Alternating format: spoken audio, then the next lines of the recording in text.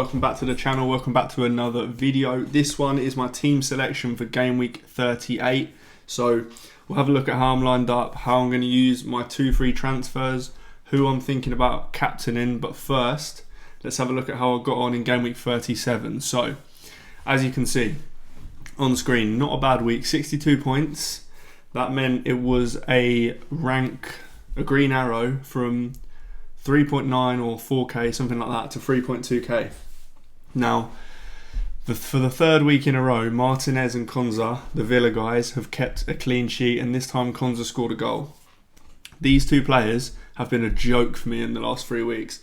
I think in the last 3 weeks alone, they've got like 40 something. I tweeted it earlier. They've got like 45 or 47 points in the last 3 weeks, just these two. So couldn't be happy with those guys. Munoz and Gvardiol, not so good. I mean, Gvardiol and City conceded right in the last minute, but I'm not sure it mattered too much because most people own Gvardiol anyway. Some people own double City defence, so it could have even potentially been a bit helpful.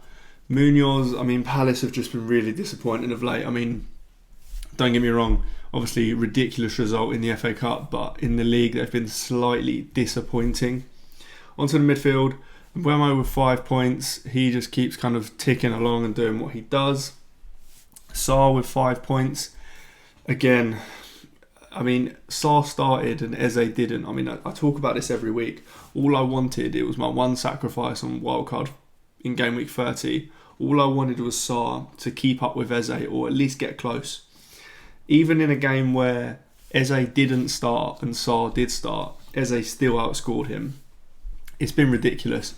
But, I mean, the sacrifice was to get Martinez instead of Areola, I think my other option was.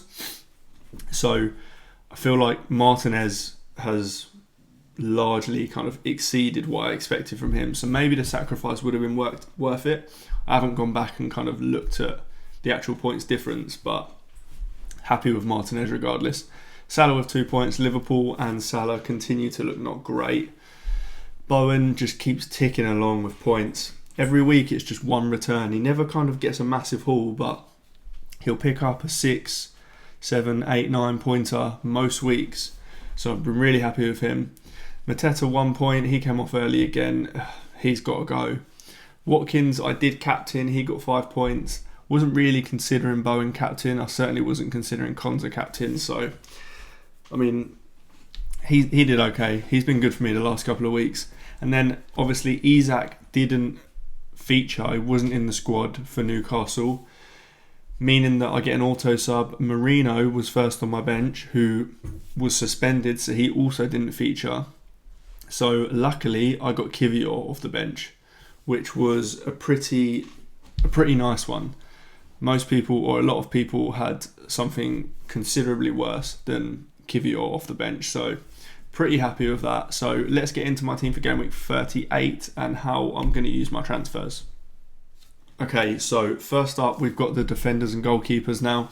Like I said, for the last 3 weeks I've played Martinez and Konza, meaning that Kivior and Raya have just been chilling on the bench. The reason I haven't sold them is because I wanted them for this fixture. So Raya and Kivior, Southampton away, unbelievable fixture. I don't even mind the Man United away fixture for Konza and Martinez. I mean, obviously, Man United have got the Europa League final. I'm recording this before the Europa League final.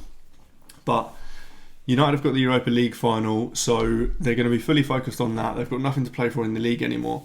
I do think that Villa get a good result against Man United. I mean, at the best of times, Man United aren't great anyway when they do have their focus on the Premier League. So if you're in a situation where you kind of have Konza as one of your free defenders this week, then I think it's absolutely fine to play him. I'd feel fine playing him.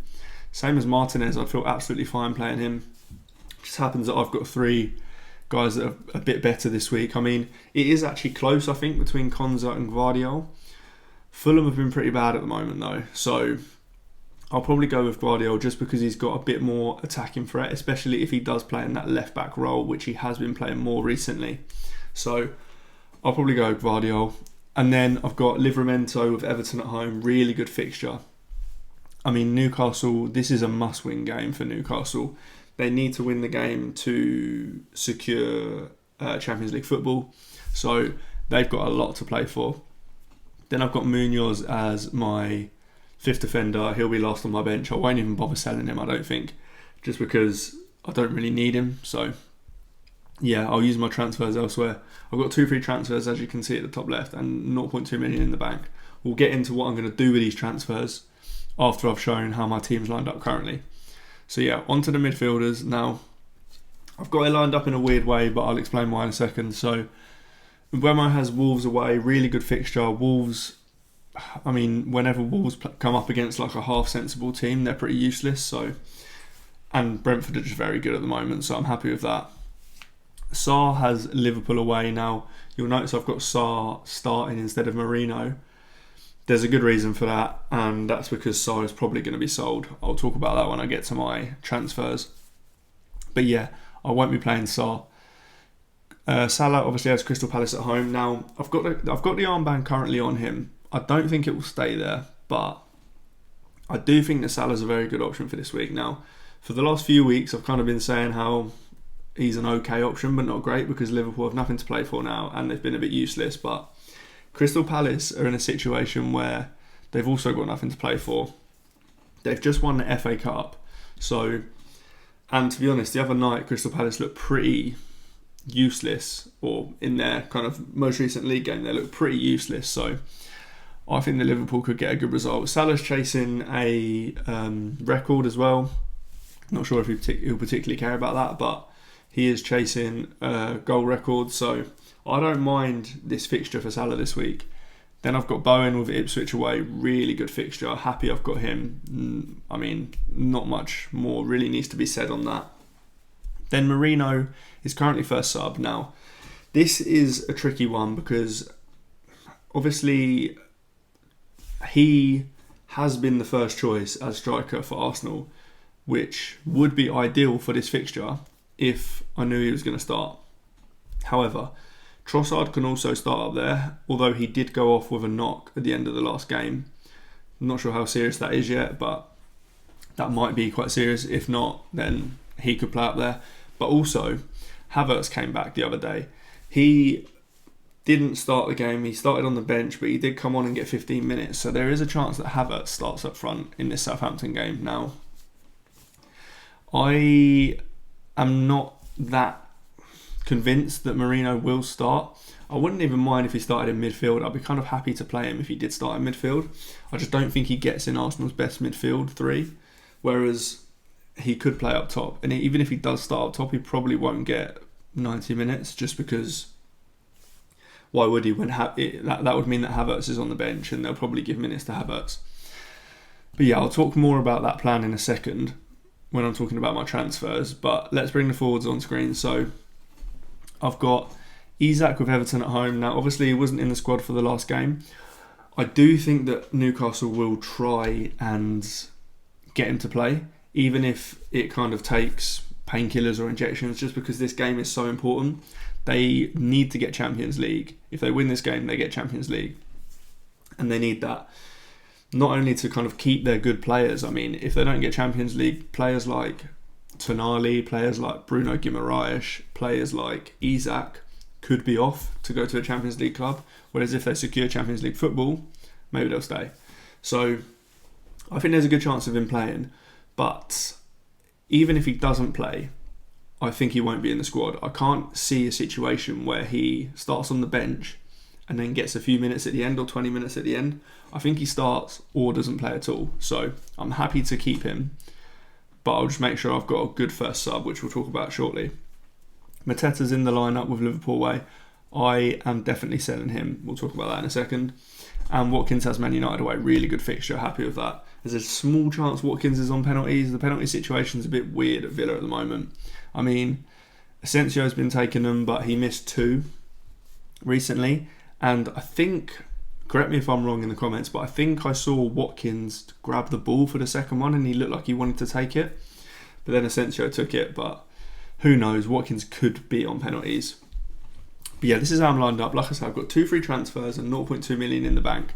Now, a fixture that I really, really want to target this week is Bournemouth versus Leicester.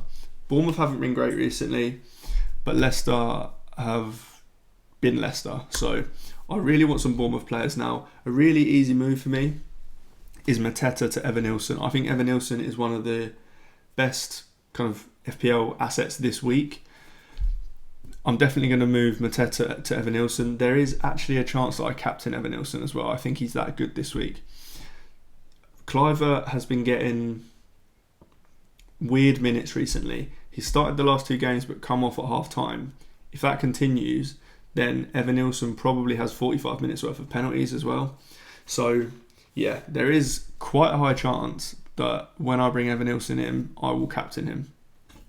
But yeah, my second transfer will be potentially Sarr out, and my plans were always to do Sarr to Kluivert, but Kluivert's minutes, as I just mentioned, have been a bit ropey, so the next option is Sarr to Semenyo, which I don't mind. I think that's an okay option. Now, I do have another option though, and that option is selling Marino if I don't think he's going to start, or even if we get a leak that he doesn't start. Selling Marino to Martinelli. Martinelli's got some really good minutes recently. Trossard went off with a knock. So you'd imagine that Martinelli gets a start on the left wing. And that I obviously have to sell Marino to get Martinelli. I can't sell Sarr because I've already got 3 Arsenal players. I've got Raya, Kiwi or Marino. The only problem with that is if I sell Mateta and Marino, that leaves Sarr as my first sub. Now that means if Isak doesn't play, then I get Sarr. What I could do is obviously put Konza first sub. There's genuinely a world where I may be more confident in Konza than I am Sarr against Liverpool. Not sure where I'd land on that because Liverpool haven't been that great obviously, but Sarr did start the other day, so maybe he didn't start this game. There's a lot going on. So maybe I'll just put Konza there. Obviously if I sell Sarr and Mateta, then Marino will be my first sub, which again, not that confident on really, given that Havertz could start, Trossard could start. But yeah, Mateta to Evan-Nilsson is definitely happening. I will most likely captain Evan-Nilsson after doing that move as well. It will be Evan-Nilsson or Salah that will be my captain most likely. Potentially Bowen, but I think I prefer the other two. And then my second transfer will be either Sarr to Semenyo or Kluivert or Marino to Martinelli. So that is how my team is looking. Like I say, 3.2k rank. Really, really happy with that. At this point, I just want to stay in the top 5k. I'll be really happy with that. That'll be a good season for me, especially considering I had a pretty bad start. I always do have a pretty bad start though. So yeah, thank you very much for watching the videos this season. Thank you very much for the support, the comments, for subscribing, for the likes, everything like that. The support's been brilliant. But yeah, if you like this one, do hit like, do subscribe, and I'll see you next season.